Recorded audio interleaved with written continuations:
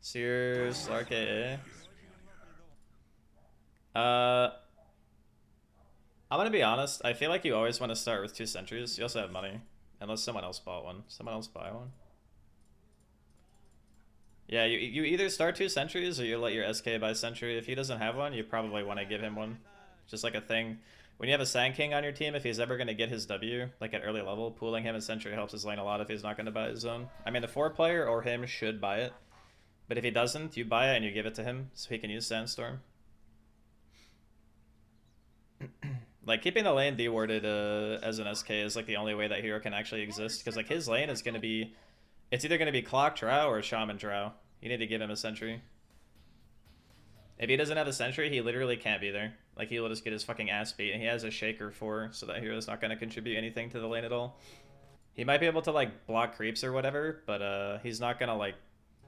He's not going to actively contest the wave, so he actually needs sentries. Like, if he doesn't have them, it's just fucking awful. This contest is fine. Doesn't really cost you anything. You're never going to get the rune here, but that's okay. You could have... actually, no. Walking top sucks. Never mind. Ignore that. Like, where you are is fine. You need to make sure the large camp never spawns in this lane, too. So, one thing I will say is that since it's clock, your hero is really bad at trading off to the side against this guy. There are some heroes that... They do better when they just sit next to their core in lane. AA is one of those heroes. Like, this trade's just really, really, really awful for your lane. You should, as soon as you see this guy, you need to run and, like, go to the tower. Heroes like AA and Tusk and, let's see, who else? Like, the melee support type heroes who want to be in your face, they love playing this area, right? They want to be over here. Like, this guy has a windlace and shit, so he's, like, 330 MS. You're 285, which means even if you're trading out in the open...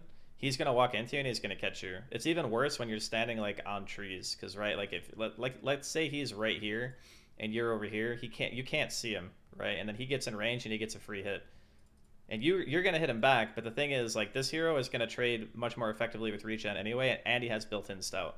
So you don't ever want to play like left side against like a Clockwork as an AA. The faster they are, the worse it gets too. Ideally, what you would do is you would just sit in the lane. You would help the Slark deny creeps right now. You would make sure that you already have this camp sentryed, which you don't, which means it's going to spawn. So basically, taking this trade right here means that you don't feel confident in being able to block this camp, even though technically you may have been able to do it still. So this camp is going to spawn, which opens up him for a pull. And as I already said, you don't want to play left, so you already kind of like biffed it pretty hard here. I wouldn't even be on this side. I would probably like eat this tree and stand like in this spot. He's gonna pull or try to if he has a brain. And what you would want to do is you would want to start walking up here. Let's see what happens. Yeah, so like this moving up part is really risky, right? You also have an obs, by the way. You should literally never have an obs as a safe laner. So yeah, like he's baiting you, right? He tries to get you to move up because he wants to go on you and harass. So if you had the camp sentryed and you did, like, if you started here instead, and, like, you walked up this side or whatever, or hit the Underlord together, maybe he would have wasted battery, and then you could have placed this, and the camp would have never been up in the first place. You can, like, you just want to avoid this whole fucking area. This whole area sucks for you. Every time you walk up here, you're going to take a bad trade. So what you can do is you can stand on this side, right? You can stand on this side of the lane. You put the Slark's body between you and the Clockwork. That way, if he walks in, you both hit the same target together, and they end up taking a lesser efficiency trade. The alternative is sitting down here and trying for a pull, and then if he separates, you're putting your Underlord and a Slark in a 1v1, because your Slark obviously wants to hit 6 ASAP. Those are your 2 choices. Playing here is a non-play. You can't ever play this.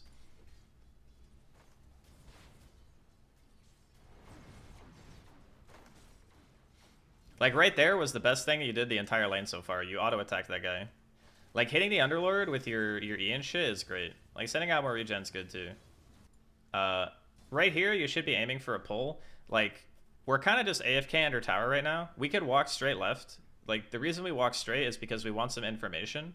We need to know where the clock is. We know that one camp spawned, which it's 209 right now. If he pulls to lane, it's going to be like 217, 218, 219, that window. He hits this, he walks straight right. So if he's standing here, right? We need to walk straight this way so we don't accidentally walk into him, like going through this choke point or whatever. Because if he's 2, we could die, right? So we need to heal up a bit, walk straight this way, see the camp, you know, see if he's going to be in this spot. And then if he does pull, we counter his pull with ours because we can't walk up here on our own. Getting some damage on this guy is okay too. Like, hitting him here is actually fine. Like, getting him low and stuff, yeah, that actually is okay. Like, this isn't bad. Because now the Underlord basically has no HP. Right now, because they're getting pressured back, we would want to angle for a pull, but instead, okay, we walk forward. This is very bad. So we, like, look at the state of the lane right now, right? Like, the state of the lane is that the Underlord player actually can't do anything. So your Slark has what? Like, uncontested farm. So if the Slark has uncontested farm, you don't need to put yourself in a more aggressive position, right? And since we already talked about your not being able to play the left side, like we're living basically in the zone that we don't want to live in. And we're also like playing the tree line. And you remember when I said earlier how like tree line is really scary when you're playing against melee heroes that have CC. Like what you want is like, let's go back in time. Let's go back. Right here is your dream, you know? We can play this wide open spot. We have a ton of creeps. It's a melee hero. Putting ourselves next to trees gives melee heroes an advantage because they're not going to get hit walking up and they're not going to get hit walking away. They can play the fog, all right? So when you're playing range versus melee core, or even range versus melee support, you always have to keep this in mind. If you're playing against the trees, you're going to take worse trades every time. Like if you're the ranged hero, you actually don't want that. Like this is awesome because we get to free cast our spells. He's right next to our tower. The Clockwork is like up here thinking about doing a pull. But this aggro actually makes the Clockwork come back to lane and not pull the creeps, right? So this is actually a win-win. Not only did we prevent the pull by hitting this guy and making the Clockwork feel like he had to come over here, which him coming down here sucks, but that's irrelevant, right? He should not come here. But we're now in a situation where we have a big creep wave, which means that we're going to have to think about pulling eventually. But it also means that we have the superiority in lane. So this guy, he's 1 health. He has no regen at all. All you had to do is click this guy to notice, hey, this guy can't actually heal. For the time period that this guy can't play the game, this guy is having a free game. So you don't actually need to do anything else here. You could just sit here, you could help him deny the range creep, you could save your E, hit the melee, or hit the range creep yourself, like their range creep. But we kind of just walk up. And this walk up is very sussy. Like we just traded our whole health bar for what, right? Like what did we actually get? Like the Underlord didn't really take any harass. We didn't pull, we didn't stack. Like there was no like benefit to the lane that was gained from walking up there and trying to deal extra damage. I would also say this full wand purchase is kind of weird. I would probably just buy more regen at this point. Because like you're never going to get... Like in this lane, you're never going to get past 10 charges, right? That's so many spell casts that you're probably just not going to see. So yeah, I think he pulls here. Alright, he missed the pull. Yeah, we're definitely AFKing a lot. Like, right here, we could have already been pulling. Like, even at 48, if you hit this camp with your E, because I think it has bonus range, you could actually pull it down, like, between these trees, and you could still get the pull. Also, that is a weird-ass graphic bug. But yeah, my advice to you right now would be just look at the clock. I feel like you're just never looking at the game clock, ever. Because, like, you're just never standing in a position where you can do something based on timing. We should have tanked some battery damage for him there. So when this play happens... Let's go back. When this play happens right here and you guys go on him... the Slark obviously misses his pounce, which is bad. But you need to remember that your Slark can't really fight in Firestorm. This is right here, you actually want to use your body a bit. If you use your body, you can split the damage and maybe force the Underlord or the Clockwork to hit you a few times. And make sure your Slark is not in danger of dying. If you walk up and you both get caught in cogs, you're such high HP that there's very low likelihood that you would have died there. And you didn't know he was going to live, so as the 5, it's your job to die for that guy if you need to. All right, so do we have time to do anything here? Yeah, we could have theoretically pulled again. The Underlord's actually in lane as well. I mean, you can't see him because the replay is bugged, but yeah, there's a lot of AFKing in this lane for sure. But I mean, honestly, this is CS.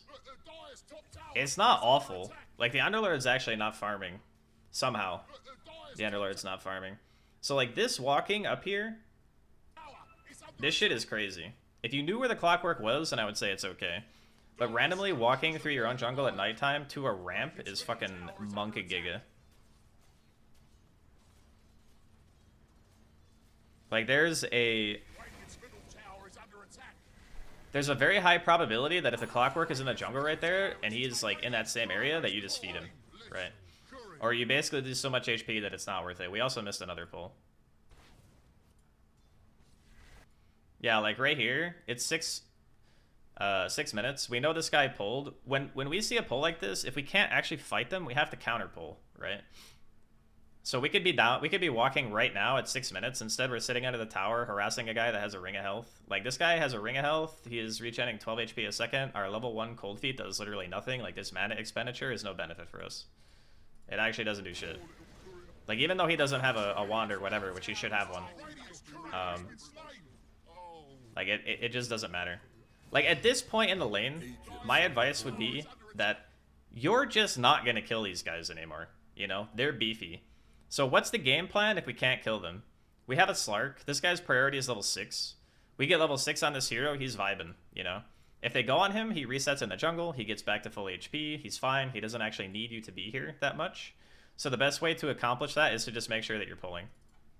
Like, I would say that so far in the lane, you have done quite a bit of damage to your Slark. Like, obviously not intentionally, but... Nice little gank arena by the Void Spirit. Looks like we're gonna die. Ooh, nice fairy fire. Pog. Okay. And again, right here, we have a lot of creeps, but that's okay. We always want to pull because we need the EXP, right? Like, we're just soaking this guy. Imagine if you weren't in range for, like, any of these creeps. After this wave, this guy would be very close to 6. You'd pull, the wave would crash into the tower, then it would get bounced back. Half the wave would die. And then this guy would probably be 6 on the wave after this one, right? And then as soon as he hits 6, like, let's say he hits 6 before 8 minutes, he's so happy with that. Because then it doesn't matter how much chip damage he takes anymore, right? And that's all Clockwork and Underlord can really do to him. He can't die unless he goes for an all-in pounce, right? So if he gets that, then you're vibing. We also, like, we're walking forward like no HP, man. You're actually a psycho. Like, we don't have health, right? We could even just TP to base right now, if we wanted to. Boom, there it goes. What? Yeah, you're just, like, hard soaking this guy. I would have TP'd, probably. Like, we have 2 or 3 spells. Oh, wait, does it really late? Okay, and he dies. Alright, that's a disaster. So we had the right idea, but we did it really late, so then it ends up putting our TP on cooldown. The benefit is that the Slark will actually get EXP here. But he should have probably been 6 already. Oh, mid tower is already dead.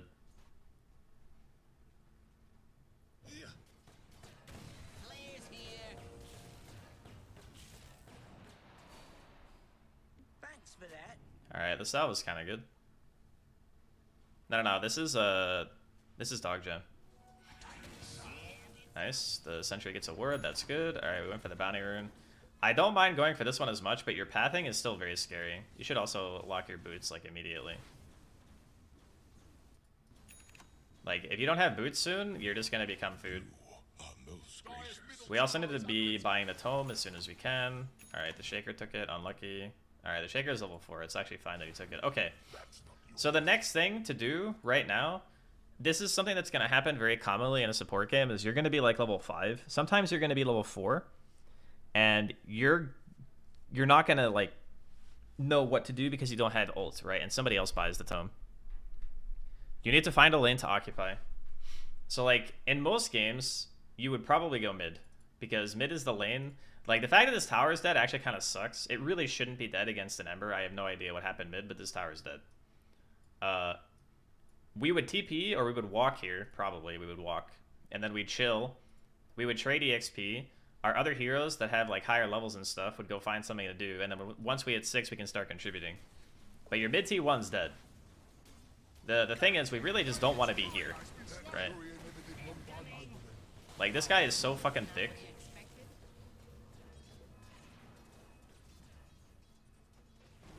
Like, this fight is really awkward. Like, really, really awkward. It sucks because if we were 6 and the ES didn't take the tome, we probably would have killed that guy. But yeah, we can't do anything anymore. We're just, like, overstaying a lot. Like, we're always trying to do stuff, and we don't necessarily have the tools to do it. Like, we don't have ulti. We didn't have our boots until after we died. We didn't get the tome. We need to prioritize getting our ulti, because that thing can be cast from anywhere. AA is a hero that is about spacing, right? You don't ever want to be close to these guys. Ever. Like, Clockwork kills you. Ember kills you. Underlord, Shadow Shaman, they all just fucking kill you. You need to be the type of hero that's sitting on the very outside of the fight and super heavy non-committal, right? Now we're kind of stuck in this, like, purgatory of wandering around and stuff. Looks like we're gonna get a couple of kills here. That's good. Maybe we hit 6 off this. No, we don't. I'll take that. But we still need 6. Pretty bad. The efficiency stack was nice. The dewarding of mid is also pretty good. But this guy is actually just gonna kill us with slight spam, huh? Oh, we actually took a nice path here. Good. This drow is just farming our ass off. Oh, we overstayed again. Okay, well. We got away, and then... We got away, and then we didn't get away. We chose to die. We chose to die. It's okay to just go pick that up. Like, here's the way that you can look at it. You know the Ember is there, right? The Ember can get to the rune before you, even if you're ahead of him, because he has remnants. If you're ever in a position where you're not sure if the guy can take the rune or not, on the enemy team, just take it. That goes for power runes, that goes for bounty runes. It doesn't matter if your mid has a bottle and it's empty. If there's a guy sprinting to the rune and he's going to beat the other guy there, just run to it as fast as you can. Make sure you get it. That way, if you die, you're not giving him bonus, you know? He doesn't get, like, an additional after your death. But I would say most of the problems of this game are just going to stem simply from the early lane. The early lane could have been played 1,000 times better than it was. It's a nice little AA blast. We take those. We have like a decent split of the map right now in terms of where our heroes are, but we did just blast for that guy, so we're not going to be able to fight much. We probably want to look bottom a little bit, because our ult's going to be up in like 15 seconds, but it doesn't look like we're actually paying much attention to the fight. Most of the net worth difference is going to be coming from the cores here, too. Yeah, the Drow and the Ember are just, like, giga free farm. Like, this part of the game is when one guy on the enemy team is popping off and killing everyone. So your best play as AA is to find a guy who can actually initiate and then play with that guy, right? So as AA, you're a combo hero. You look at the stuns on your team and you say, who has the most reliable form of initiation? Right now, it's Void Spirit.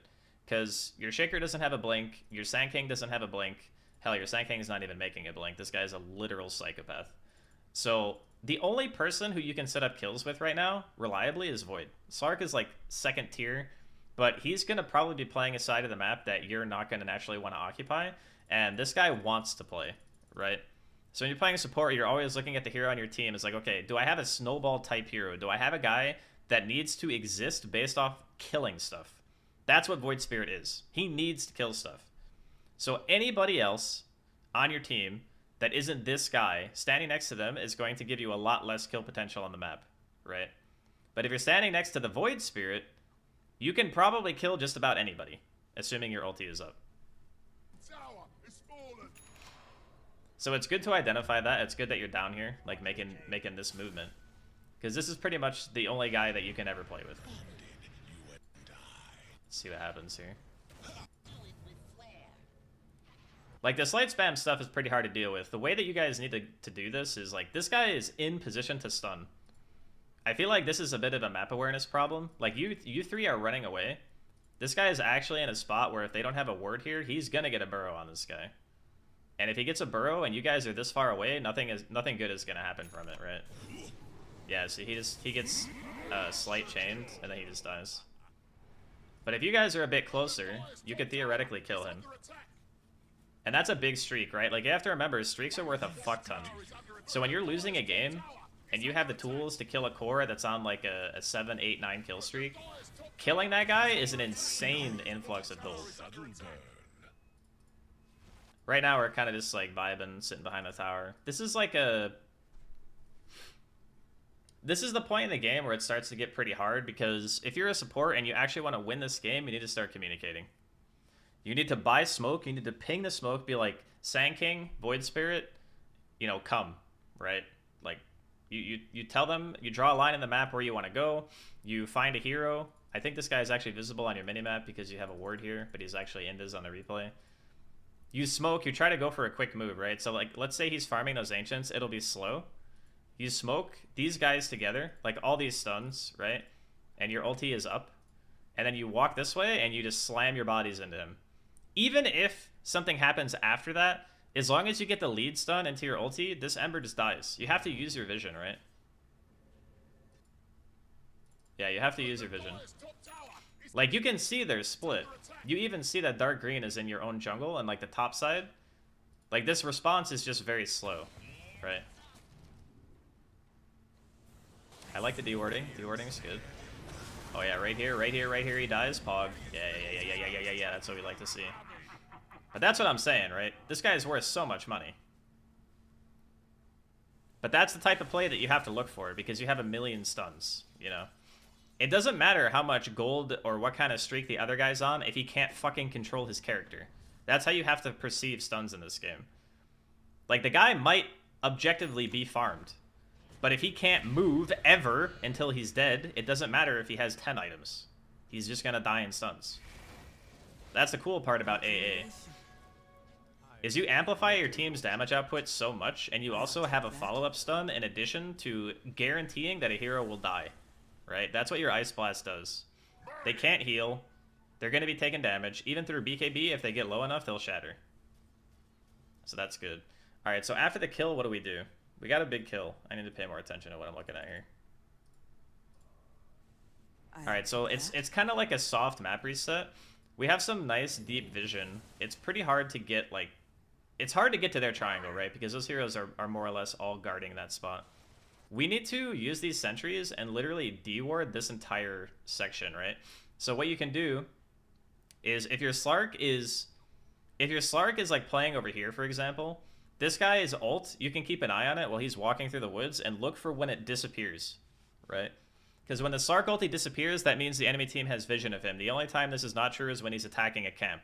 But after he kills the camp, his ulti will reactivate. And if he's walking through and you see it fade for any reason, there's either an invis hero on top of him or there's a ward in that spot. So you have to use his body as a means to discovering where the wards are without, like, having to waste sentries.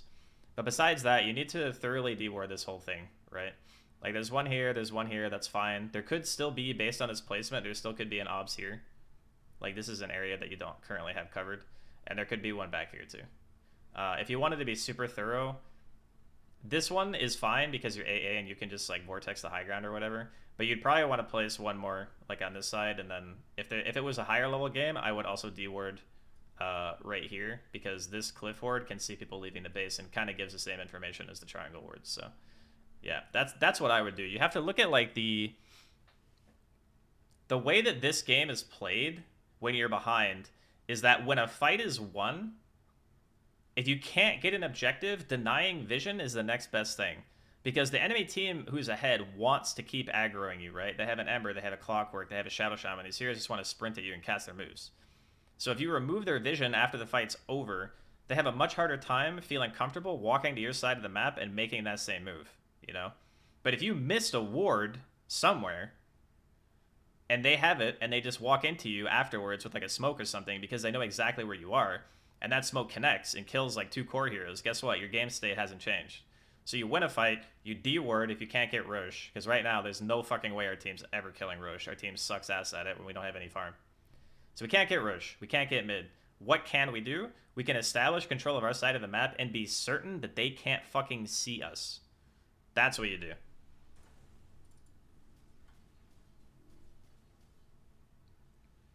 Like, sitting by the Slark is kind of whatever. Because we didn't deward the triangle, this is still kind of a rough position for us, and we don't feel comfortable walking back into our woods. So if we were confident the triangle didn't have wards, what you could do directly after the fight is just walk into your own woods, do like the common deward spots, like on top of the spire, stuff like that, you know? I also think this play is fine too, like going for the super aggro vision. You just kind of have to be careful when you do this, because if they see you placing it, it's going to get immediately killed. Now, fortunately, I don't think anybody on the enemy team's even paying attention, so... Like, those wards are probably going to stay alive. Alright, so what's going down here? Throwing a little ice cream. Looks like that guy was dead anyway. That's just not being able to perceive how much damage that guy's going to take, but it's fine. It's pretty low cooldown ult. We got a tome. Our courier's chilling. So, what you can do right now, if we were trying to, like, giga tryhard this, when the Sand King respawns, we could just go smoke again, you know? Like, what people don't expect is, like, the 1-2 punch. So the first one is, you fight in your woods, right? You don't expend that much, you still have Epi, you still have Echo. You have AA Blast in 15 seconds. If you smoked right now, and you just made an aggro move, like, looking at the minimap, we can tell what? We can tell that there's probably not anyone in the jungle, and if they're there, they're probably on this side. We can also tell that the only other place that they could theoretically be is triangle or bottom of our woods, like right side by the T1. Ganking here is kind of weird because they'd be able to TP, but what we can do is we can walk to the high ground and we can try to go for a quick pick with our stuns, and then we just leave, you know? But let's see what happens. The thing is, the move needs to happen quickly, otherwise it will fail. Okay, so we see them in the jungle. Oh, no, we're walking to the bigger clump of heroes. Okay, yeah, so this is a mistake. This is, like, never gonna work. Yeah. So let me explain why this can't work. Look at how far away your other heroes are. Like, look at how far this guy is, and this guy. Our Shaker is literally fucking at the T2. If you break this smoke right now, you will never kill the Ember like this. Like, there needs to be at least one more stun close enough to be able to chain the CC on this guy so he'll actually die. The issue isn't even really that you walked up the hill here. The issue is that you didn't wait for the other heroes to be close enough to deal damage and CC. Like, let's look at... We'll look at it in normal speed. But, like, you see him, right? But look at how far these guys are. This guy's, like, 1,200 plus range away. This guy's hitting a creep camp. This guy is maybe looking at where you're going, but he's certainly not close enough to help. You have to literally wait. Like, I know it sucks, but you can't go up here. As soon as the smoke breaks, the gank's already failed. It doesn't even matter if you hit the Ice Blast. This guy is not dying. Flame Guard will block the damage regardless, and he won't die. We get 1 kill. But the Ember lives through the fight. We're pretty much Maybe the Ember still dies, which would be good. Okay, he still dies. But this fight could have been very clean if you just waited for the other heroes to be close. Because the Ember would have exploded, and then it would have been an instant 4v5. You're still alive, Sand King is still alive, and then the fight is much more lopsided. Although I say that, you guys are still kind of owning. Everyone's just sitting in Firestorm, dude. This is crazy. Alright.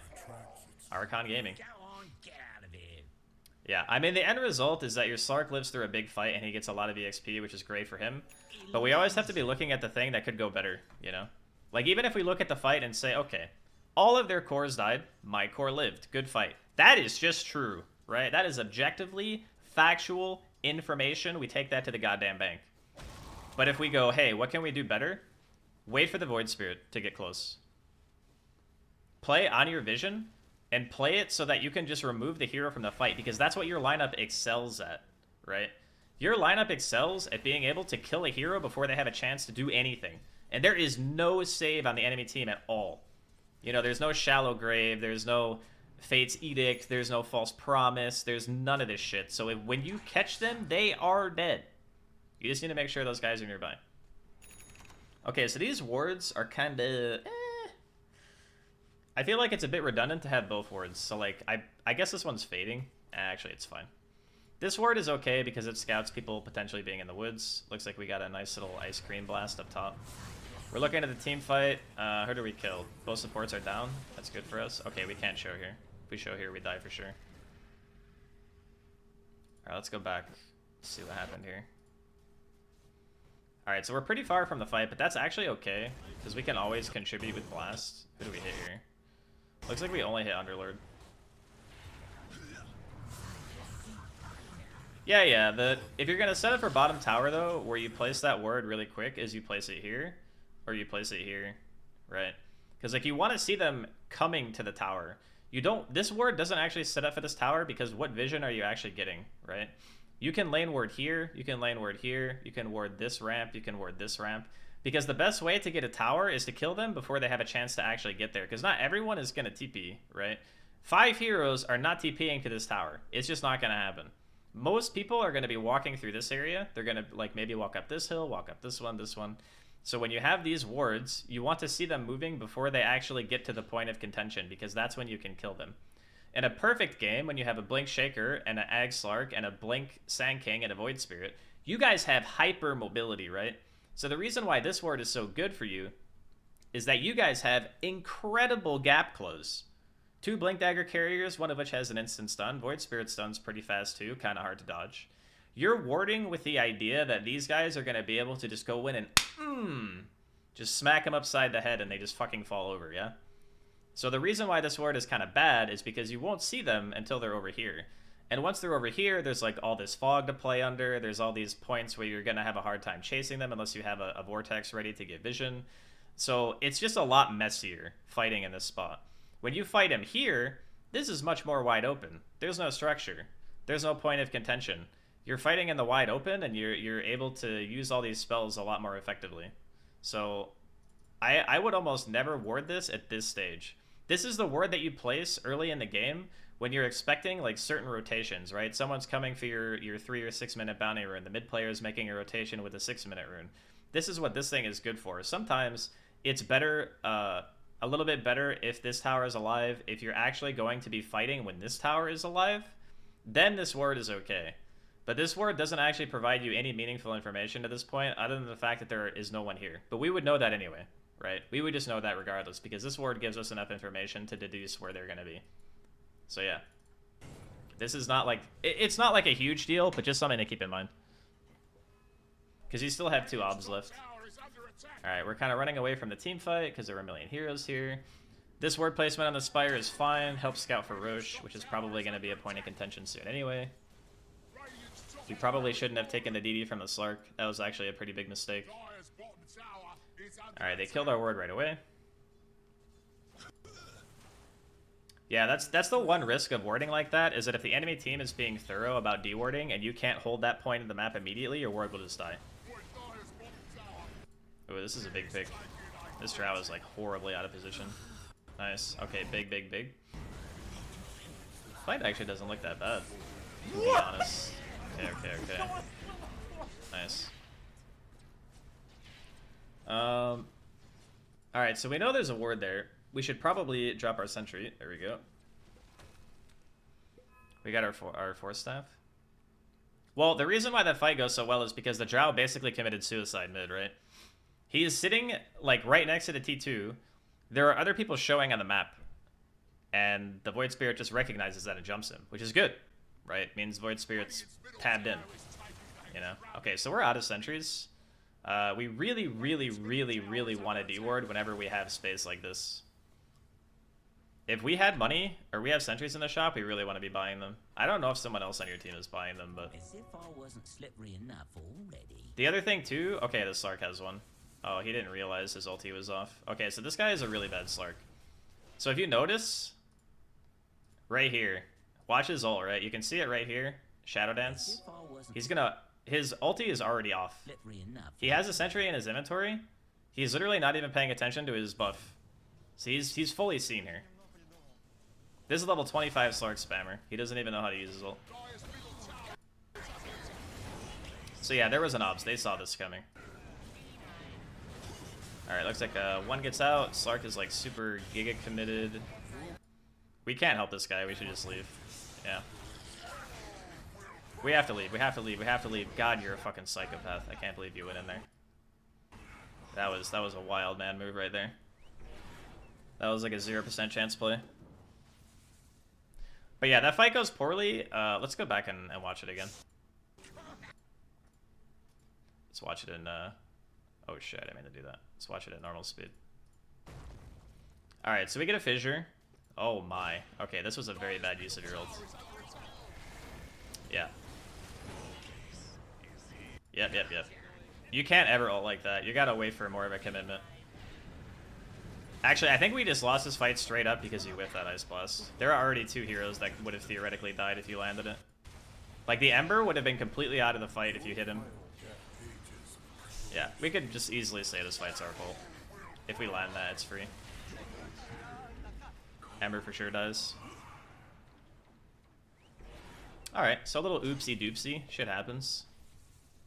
Do they Rosh after this? Yeah, I think they do, because the Shaman has wards. Or? Wait, what are they doing right now? Why don't they just go kill Roshan? What the fuck? Okay, you guys are literally getting gifted another fight when you shouldn't have one. They could have just walked into the Rosh pit right there and just killed it instantly. Alright, so we get another fight. This time, wait, did we pre-blast again? Oh, we did it to scout the pit. Ooh, yeah, we shouldn't do that. Definitely should not do that. Okay, so let's use this line of thinking, right? We know they're there. We know that they're there. If we know for sure, and the fight or the map has reset, probably nobody's going to be low health, and nobody is in the area to follow up the damage, right? So if we ult right now, when we know that they're there, and there's no follow-up damage, then our ult wears off, and everyone's still feeling fresh, yeah? So we kind of, like, 2 fights in a row, we kind of just use our ults, and it doesn't result in anything good happening. Like, look, if you had your ult for this guy, he'd be dead, right? Like, we're kind of just throwing our ice cream out, and it's not resulting in kills because we're not waiting for anything big to actually happen. They do lose the Ember here, but we're kind of can't really do much. We have ulti in like 2 seconds. Yeah, but that's like 2 fights in a row where if our Ice Blast had been more calculated, we'd probably do a lot better. When you have stuns on your team and you're playing AA, you're using your ult with those stuns, you know? You're trying to do it to kill. This might actually kill one. Oh, no, never mind. It's not going to kill Clock. Yeah, you're just not patient.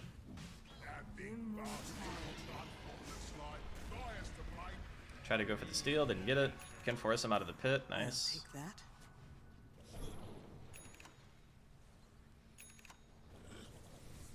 I mean, it says like 9k lead or whatever, but honestly, if you guys use your spells correctly, you can win a fight so fucking easily. You guys, you unironically poop damage. Like, you have Echo, you have Epi, you have Void Spirit, AA Blast. Like, it doesn't matter how much health they have, they're gonna fucking die. Do you have your Shard, by the way? Oh, man, you really need to get Shard. I think in this type of game, like, going for the Force Staff is, like, a nice idea, but...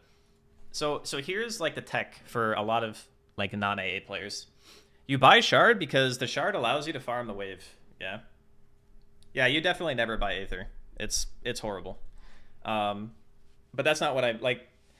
At this stage, there's already so many things you can work on to this point where I wouldn't even bother looking at your itemization. I just want to say this as, like, if you enjoy AA and you want to play it more, prioritizing Shard can be really nice because it allows you to scale more than you would be able to, right? Because your hero contributes from across the map. Even if you're not there to put down an Ice Vortex, you're still going to be able to throw an Ice Blast. And if your Ice Blasting is good and it's on point, then you'll still be involved in a lot of kills, and you can idly push out lanes with Vortex during the mid-game and get a lot of money, right?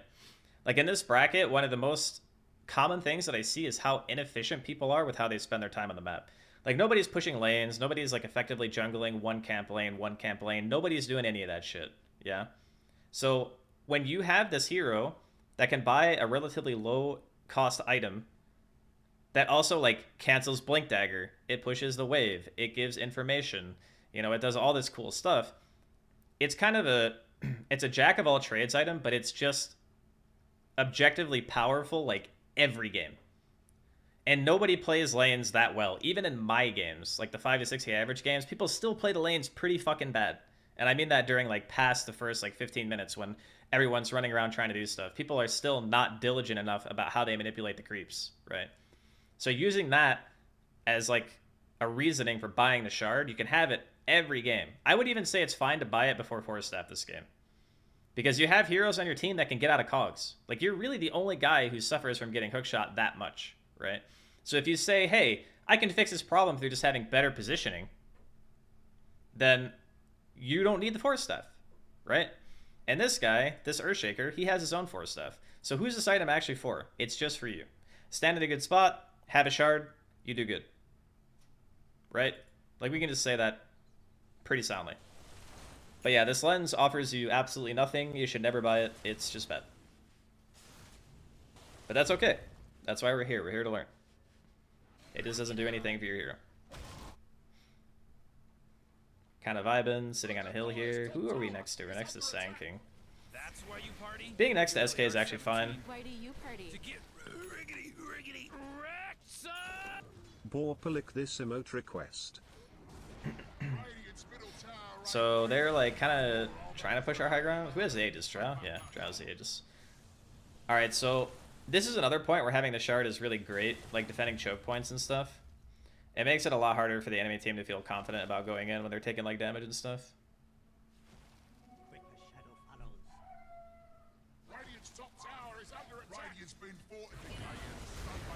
Alright, we have a blast. We hit one guy.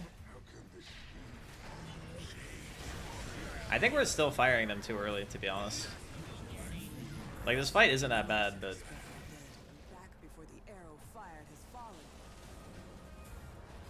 Ooh, missed the Force Staff, but it's fine. Yeah, we don't have anything to contribute here. Kinda have to just back off.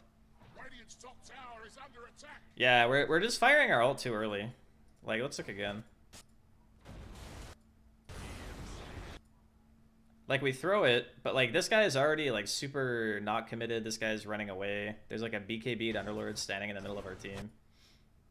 You just need to wait longer.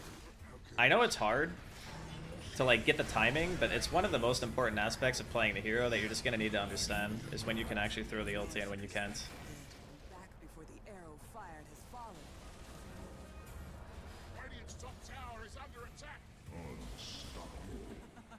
I think this game is already like pretty hard for you guys. It's winnable, but like really what needs to happen is there needs to be like aggressive vision, aggro smoking, and like, you know, blink initiation into these heroes. Like, you're Sand King, not having a blink is a massive fucking grief, by the way.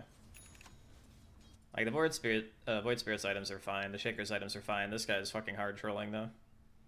Not having a dagger here is unacceptable. Alright, this is a nice one. Ooh, we had Force. Fuck. I thought I was gonna hit.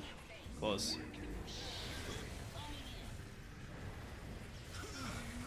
Oh, we got one kill. Trading our life for the Drow is completely fine.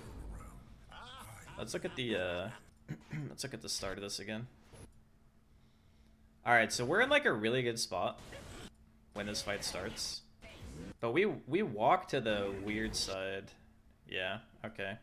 The other thing is we don't even have our ES. So we're actually like 4v5ing. We thought we had a pick.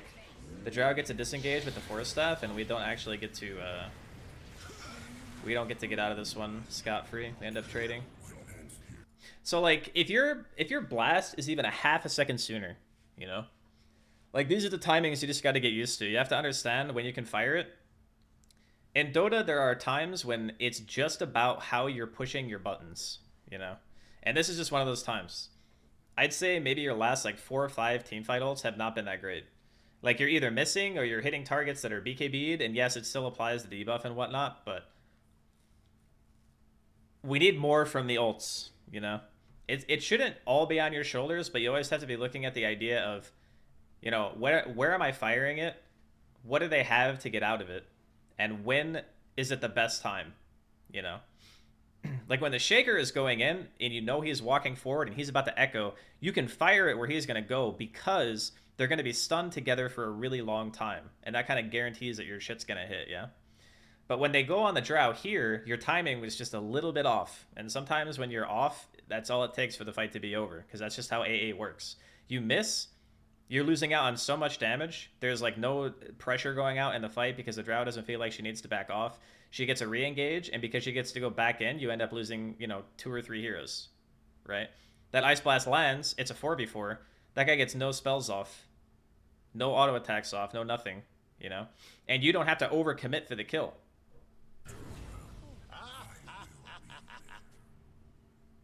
That's just how it works. Sometimes it's just all about landing your hits, like landing your spells.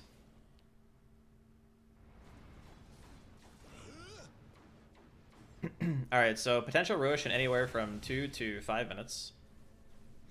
We're basically just playing high ground def here.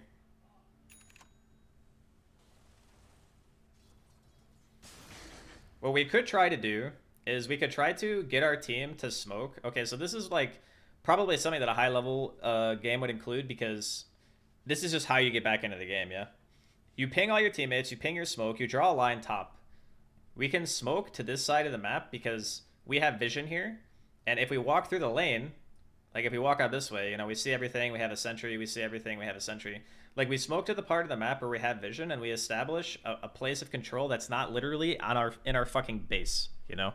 Like sitting in your base is the worst, most ineffective spot to be in the game, period. You don't ever want to be sitting in your base if you don't have to sit in your base. So what you could do is you could ping these guys, be like, hey, let's go smoke. You know, you draw the line, you walk with them, and like, even if you don't get this D ward, it's fine. But you can put a ward like up here. You can occupy this space because they just simply won't expect you to be there. You know, we're using a quick movement to get across the map to establish vision to potentially surprise somebody who's walking up a hill, right? Because I'm sure you've experienced how scary it is to walk up hills. But that would be my call. If I was a support, I'd say, hey, let's smoke, let's go up here, let's go through and get some vision down and stuff. We know Roshan's dead for a while, but if we control this feels a lot better than sitting here, you know? So this is your job as a support, is to convince people on your team to actually go make that move. If you want to play support full time, you have to do stuff like this. You literally have to, because that's how you impact the game. Like having the vision down is great. The vision doesn't matter if it's not used. So the step 1 is having it. You have it. Step 2 is utilizing it. So that's what I would do. Like fighting for your vision, playing around your vision, you know, taking fights when you know that they're going to be walking into an area that you can clearly see everything. Change your teammates' diapers. Hey man, that's just a 5. I'll take that. That is just a 5. If you don't want to do it, I recommend a different role. Yeah, so we walk down mid, we kind of just feed here. This death doesn't really benefit anybody.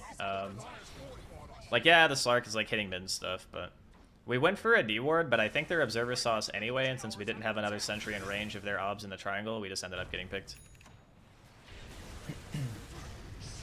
Okay. We echoed the Shadow Shaman. Maybe not the best. Our buyback is a scooch late. Ooh, big blast, big blast, big blast. This could be a good fight. Yeah. Yeah. See what I'm saying? That's the difference, man. You hit 3 heroes that time. That is the difference between a fight with a good Ice Blast and one with a bad one. That is literally the difference right there. This won't be it for a while, so we need to get vision down ASAP. Man, it's actually so sad that you buy a lens here. Okay, that was a bit psychotic. I appreciate the idea, but you could have just waited for your Sand King too. Okay, so this is something that I see happen like a lot. Like, look at this map. Look at what happens, right? We just killed 4 heroes. One guy is farming the woods, or like in the woods, like trying to find another kill. One guy is literally just sitting top, walking through a ward. 2 people are hitting the mid tower. So how do we decide who is in the right place and who is in the wrong place? To be honest, the guys who are here are correct. Everyone who is not here is basically incorrect. And the reason why the supports need to be here and not somewhere else is because this kill actually doesn't really matter, right? Like, this guy might die, he might not die. If the Sand King's closer and he has dagger or whatever, and you guys kill him together and then go back here, that would be an okay play. But because this guy is nowhere even near you, he's in a different area code, this play sucks. Because you can't kill him alone, right? So you have 2 choices. You can wait for the SK to get in range and then try, but by then the wave might be pushed too far and he might back. The best thing is to be warding, right? Like, let's say we put a ward here, or we put a ward here, or just really anything that's going to help you set up for Roshan, because that's your next big objective. Support players thinking ahead all the time. What's next? What's next? Who has what item? Who needs what item? Where do I need vision to make sure that they can get this? Where's the next fight going to occur? You need to be thinking about the next step. It's not just about I see and I play whack-a-mole by running at heroes. It's what is going to win us the game. What's going to win you the game is getting Rosh. And you know that Roshan's going to be up soon because you vortexed the pit before it was even up. So you're thinking about it. Like, you're thinking about the concept that Roshan could be alive. So when you're thinking about it, establish vision for it. So that way, if they do try to fight you, unless they're smoked, you can do something. But like, this move doesn't really do much, right? Like, your teammates are literally hitting mid. So this is another thing that I commonly see. Let's think about a concept that I'm sure almost none of you have ever thought about in a game. Who is showing on the map and where and why? Or maybe you subconsciously have thought about this, but you haven't thought of the implications. I just showed my hero on the map. I'm a support player. I committed my ulti to a Shadow Shaman and I missed. My 2 cores are hitting the tier 3 mid. The enemy team is going to be respawning within 20 seconds. If the enemy team has any sort of inkling to win the game, somebody's going to die when those heroes respawn, right? Don't waste your time. Somebody is going to die. This is more true when like they have buybacks and stuff, right? So like right now, your Void Spirit's committing. You go for the outpost capture. The Void Spirit actually lives, which is nice, but the heroes are going to be respawning soon, and we know Roshan is up, so we need to start thinking about getting back so we can take a fresh fight. Alright, we never even placed our obs, by the way. Oh yeah, we did. I lied. Okay, we did place the obs. We placed it like right before. Okay, so the observer placement is good. We force staff the Void. That guy missed his stun. That's a bit unfortunate. Okay. Yeah, we ulted again, and it kind of hit nothing. So, what should happen here, right? We can see what did happen, but what should happen, okay? This dive for the Shadow Shaman ends up being, like, super risky, right? The Void Spirit could probably get away here, but he, like, super overcommitted his spells. The thing on everybody's mind right now is Radiant should be the following. Our team wants to stop them from getting Rosh. It's not that we can take it, because our team kind of sucks at killing it. If we 5-man wipe them and it's up, then we can take it, right? They can take it very easily with like 2 heroes. So what does that mean for our game? It means that we can't be the ones to start it, but we have to stop them from doing it. Because we can win the fight. The fight's not the problem. The problem is the objective. We can't ever be the first ones to walk in. We just need to make sure that they don't walk in for free. And the only way they're going to walk in for free is this circumstance that we're looking at right now, where we're overstaying and we're allowing them to kill all of us, and then they can walk into the pit because they have the defender advantage, right? Like, defender's advantage is a really big thing in Dota. You're sitting on your hill, they try to fight you. You know how hard that shit is. Everyone's experienced it. Not only that, but you have to account for buybacks too.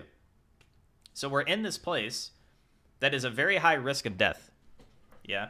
And we know that Roshan is going to be up, or is already up. If we're a 5-player and we're not taking the Roshan timer, we're kind of trolling. But if you took the timer, you should know that for sure it is up right now. Because this is past the point of the latest possible spawn, which is 11 minutes. So if we know that in advance, what we're telling our team is, chill, we can't go, right? We have to wait. We have to take another engagement before anything big happens, right?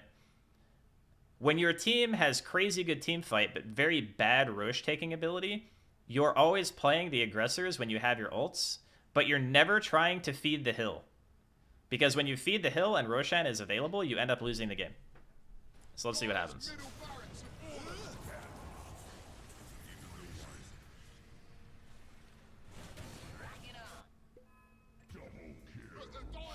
So we lost 2 heroes, 1 core. No, sorry, 2 cores, 1 support. They are still chasing across the map. They killed the Slark too. We have our shard now, which is great. That's good. Now, what the enemy team should do here every time is walk to Rosh. They should literally always walk to Rosh. Okay, I think they do. The Drow even got a DD, so it's dead. So, exactly what I said could happen happened, and you guys all died in front of their base. And then they took Roshan, and now you guys are in a position where not only did 2 of your cores not have buyback, but if you die one more time, you have now reached what we would call a lose state, which means... Well, actually, the lose state is already in effect. What that means is that if one more fight goes poorly, the game is almost irreparable. You will no longer have the ability to win without making some crazy good moves. And this could have been avoided by communicating to our team to just wait. You know, just chill. Now, I'm not saying they would listen. So that being said, this fight actually looks kind of good. Alright, the Ember had a remnant out. Honestly, not too bad. Everything considered. What actually happened here? How did they lose this so bad? I think there was a juicy salami. Alright, so the Void Spirit goes in. Big damage on that guy. The Ice Blast hits. So he dies. Underlord BKBs. Clockwork's like 1 HP. Gets E-bladed, but he doesn't die. Our Sand King is literally in their well. It's crazy. I'm actually kind of surprised the Slark didn't buy back here. I think it's fine that he didn't buy back, but I kind of would have expected it based on what's going on. Okay, so this is actually good, right? Because, well, it was good until the SK died. If the SK lived, it would have been great. But they committed wards outside of the base. You got the Aegis. The Ember bought out for this, which is another lose state for them. Yeah? Recognizing a lose state is something that I think a lot of people probably don't understand. And then they continue playing the game like normal, right? The Ember bought out, which means the next time he dies, that guy is dead for like 2 minutes. If you can find him with a smoke and you kill him, you have sudden total control of the game, right? Because he's the guy who's like diving the backlines. He's the guy who's causing the most amount of disruption. He's the kind of guy who like, he does all this crazy stuff for his team. You kill him again, he's out of the game. That's it. He's sidelined. Alright, our Slark just got freaking wrecked. Holy moly. Okay, so this guy didn't ulti or shard. Alright, unlucky. Alright, we're not doing a Slark replay, although I would say that was very badly played. Everyone's just kind of walking in and dying. I don't really...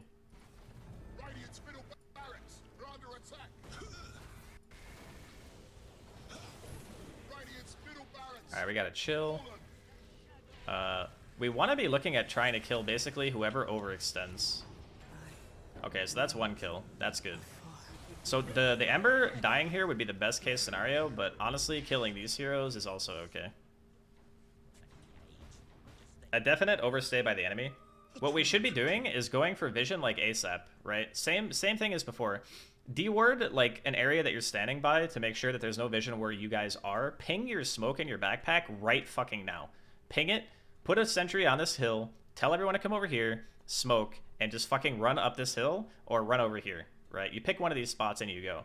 If it were me, I would probably run to the triangle. That way we can close off like this part of the map and get these 2 towers, right? Because this is a big infusion of gold and it also opens up a double lane for us.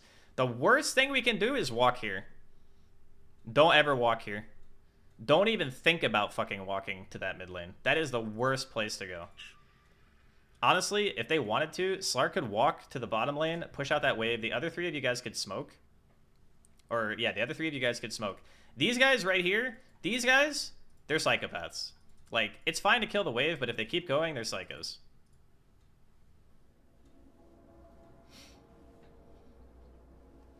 Yeah, getting the outpost back, that's fine too.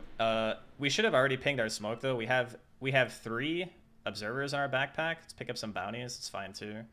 Yeah, walking down mid is literally the worst shit ever. This is really bad. And it's not really, obviously it's not the support's fault this is happening, but you should be saying like, yo, be careful. Like, here's the other thing too, right? There's a T2 top and there's a T1 bottom. Roshan's dead. We know we can't get that. The best things that we can do are take the easy objectives because we don't have buybacks. Like, if we open up this window, Slark, no buyback, 6 minutes. Sand King, no buyback, 5 minutes. Earthshaker, no buyback, 7 minutes. AA, no buyback, 2.5 minutes. The only person on our team who has buyback is Void Spirit, right? Our making this aggro incursion into their base is psychotic. They will literally kill us once And we will not be able to buy back on any singular hero, and they will be able to do whatever they want on the map. So the best move is to go for this. You see these double carts? There are 1, 2, 3, 4, 5, 6, 7, 8 range creeps down there, I think. Yeah, 8. You can take these 2 towers for free. You open up a secondary lane. You get a lot of gold, right? Decent amount of EXP. You could potentially get to another item on these heroes. Killing his range Rax doesn't fucking matter. Like, this Rax is meaningless. Even if you push a lane and it takes chip damage or whatever, it dies, like the range creep doesn't do enough on its own to matter. The melee Rax is the one that matters, and it's already dead. So we don't need to be here. In fact, being here is just a risk. So, yeah, being bottom is the best bet. We should be drawing a line right now. TPing home is also kind of bad, but for a different reason. I like the fact that you're actually the only person on your team who's in the right spot. The only one. But if we show here, we're kind of crazy. I probably wouldn't show. Like, I don't want to be top, because being top is actually, like, from the enemy's perspective, top is just an easier place to defend right now. We do have control of the outpost, though, so if your people are doing this type of move and you want to be with them, it's fine because you're a support and you don't necessarily control what happens in the game right now anyway. I would say the best move is pushing for the 2 towers, and then the second best move would be pushing for the top tier 2.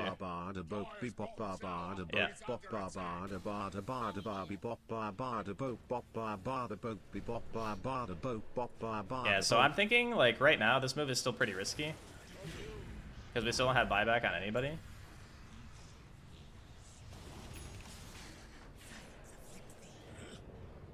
Let's see what happens. Ice Blast is, like, kind of okay, but there's no follow-up damage.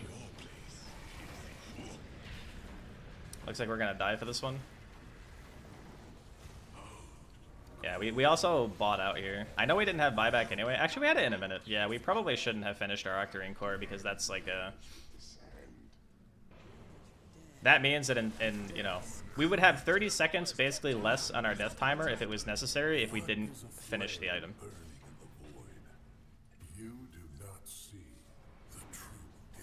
Nah, this one's not going on YouTube. I'll just mute my things next time because people like to ruin the videos on purpose, like Barsword. It's okay though. I'll just do this one non-YouTube style.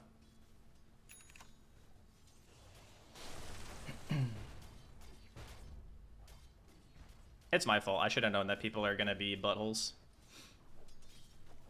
Okay, so everyone basically in the entire fucking game died. But yeah, finishing this item is like... I think you could probably sell this. You could probably sell this item and buy something else and be more useful. Like, unironically. Like a Glimmer, for example. Or buy like a Lotus or something like that. Since you already have the shard and stuff. You could also go for the, nah. Actually, no. The auto-attack thing doesn't really work right now. Alright, so we forced 1 buyback. The game state is actually kind of close right now. It's kind of close. So, next thing on the menu is always going to be thinking about Roche. There's like... Let's see, anywhere from 2.5 to 5.5 minutes where it's going to be up. We just need to be making sure that once we're alive, let's fast forward this part because we're just dead for so long. Once we get to, oh, Boots of Bearing. I mean, honestly, it's not that bad of an item here. It's okay. So there was another fight that happened. They were... Oh, they smoked into our ward. Okay, that's what happened. I didn't see it on the minimap. They actually smoked. The SK breaks it here. Yeah. So they smoke in. The Slark's fighting. We throw the blast. Alright, so the blast is a little off. And they 5-man smoked. Or 4-man smoked, rather, because the Ember's dead. So that one, we can't really do anything about, right? That happens, and it's just kind of... You know, a little bit unlucky. We should stay bottom, though. Like, probably what's going to happen is maybe 1 or 2 heroes show here, and then the other heroes are going to go push out mid and stuff. I like that you're not leaving right away. Okay, now we got to leave. It's a little bit monkus. Actually, this TP is maybe a bit premature. Like, right now, we actually do have buyback. So I would say this, right? Like, once you're in here, we know we have buy, right? Our SK is dead for 43 seconds. There is a potential move here that we can make that could benefit our team still. If we sit here, right, we could put one of our wards in our inventory in the lane. So I like to do this later on when I know that my vision is going to probably be dewarded immediately anyway, as soon as a fight happens, or a fight is over. You have the cast range on this Octarine core item. You could put your obs, like here, in the elbow of the lane, and then you can see where they walk. Because if they keep going down the lane like this, and they aren't looking for you, you suddenly become in a spot where you can stop the push on your own, right? Like, the only way they can stop you is this guy casting ulti, which is a little bit scary. But if you're paying attention, you could probably still get away. And even if you die, they use an Underlord ult, they're chasing you across the map, you're like walking this way, yeah? Or you just kill the wave for free, and then you're buying time for this guy to respawn. So I think like TPing here is maybe a little bit early, just a little bit. But that's one way that you can kind of use your body to like stall for time. Because like, I don't think the Clockwork or the Drow even bothered to look for your hero. I think they actually just left. Void infusion. Not a huge deal though. SK is going to be up anyway. It's fine. Slark's pushing in top. We have a decent amount of vision. Roshan cannot be up yet. So yeah, you don't look at the clock. Just so you know, Aegis is 5 minutes. 3 minutes after that is the earliest possible time that Roshan can spawn. 3 minutes after that is the latest possible time he can spawn. So it's 8 to 11 minutes, 5 minute Aegis. If you want to improve as a support, you need to know this. If you don't keep track of it, you're going to have a lot of times where the enemy team is just going to kill Rosh and you're not going to even know that it's up, or you can go kill Rosh and you don't realize that it's up, or any combination of these things. Yeah? Yeah, Roshan actually quick spawned here. That's actually pretty unlucky. He actually super fast spawned. Wait, why is the icon not going away? He wasn't even up here, but it shows that he's up. I'm pretty sure you guys got the quick spawn. How do you mark it down? You can alt-click the timer. You can also just type, like, if it dies at 49, you just type 49. And then plus 8 is the earliest time, and then plus 11 is the latest possible time. So what most people will do, yeah, you just type it in chat. And then that way you'll know, like, the Aegis is going to die 5 minutes after that, right? So if it's 49, 54, the Aegis dies. 57 is the first time that Roshan could be up, and then 60 is the actual latest, right? So the timings that you're looking for is if you want to fight, and it dies at 49, you want to start your fight at 54, right? And I mean, like, 49 on the money. That way you know for certain the Aegis is gone. So 54 would be the first time you're looking to fight. And then 57 is the first time that Roshan could be up, so you want to start thinking about having vision up before that, like, let's say, 60 seconds prior to that. So 56 would be when you want to be like, okay, let's see if we can either take a fight or we can go get some vision down, And then 60 is if Roshan has not been fucked with yet, it is definitely up. This shit will win you so many games, chat, I'm not even kidding. Your win rate will literally go up by like 10% if you just do that. I am not trolling even 1%. Because Roshan just decides the game. This is also kind of a psycho move, by the way. I know we were talking about something else, but I don't really think there's ever a universe where we walk down this hill. We can stand up here. We have Ice Vortex. We can just throw it in the pit. Like, we don't need to put... Like, once we're standing here, which is fine, right? We put the sentry down. We realize they don't have vision of us. The next best thing is to put the Vortex in here. We don't throw the Ice Blast. We're actually in range to cast Ice Vortex, even from this spot. And I'm assuming we just lose the game because of Rosh.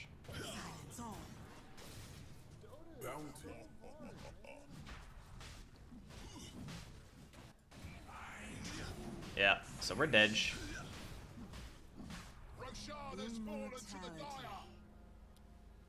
Let's see.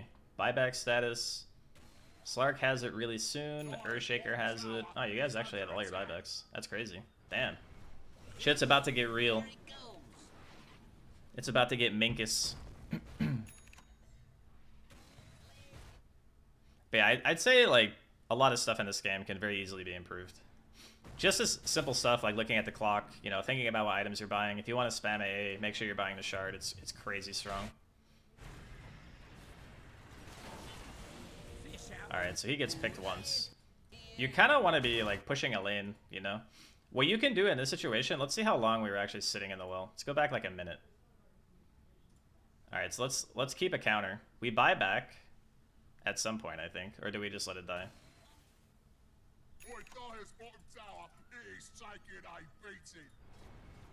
Okay, so it was already dead. The Drow has it right now. We're kind of just chilling, not wasting our buyback. We want to keep forcing TPs in the side lanes, which I think is what the Slark was trying to do. But he got caught by too many heroes.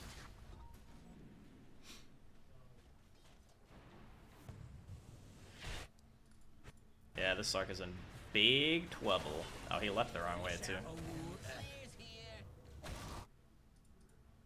Alright, so we just respawned. Okay, we didn't actually spend too much time in base. It's fine.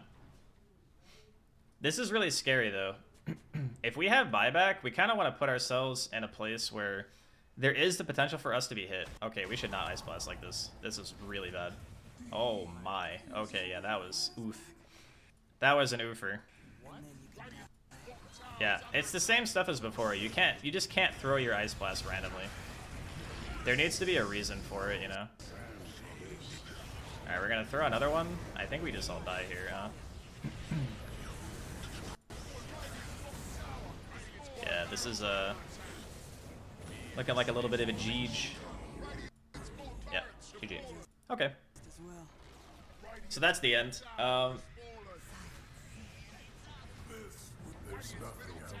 It's just that Roche wasn't prioritized, right? And if you think about when they siege your base, it actually becomes a lot harder for you guys to get on the target that you want to go on, which is the Drow. Like, she's the one sitting in the back. And she's the one who's going to be dealing the most amount of damage at this particular point in the game. Like, everyone else still does damage, but this isn't like... This isn't some insurmountable loss. There were actually plenty of times where we could have just made one move that would have probably put us in a super winnable position.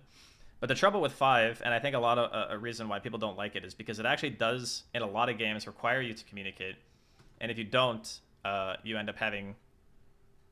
Yeah, you end up having stuff like this. Like, if you knew Roshan was up, you just need to tell your team. It's like, yo, Rosh. Just simple Rosh, you know? Say, hey, let's go, or Rosh go, or come, or whatever, right? Like, that's the kind of stuff you have to do in these games in order to make sure that you win. Like, as a support, is that... As a support, you're the guy who needs to be thinking about the game. The core players are probably not thinking about the game. They're probably, like, watching Netflix, eating candy corn, and pooping their pants. You got to talk to your team if you're playing 5.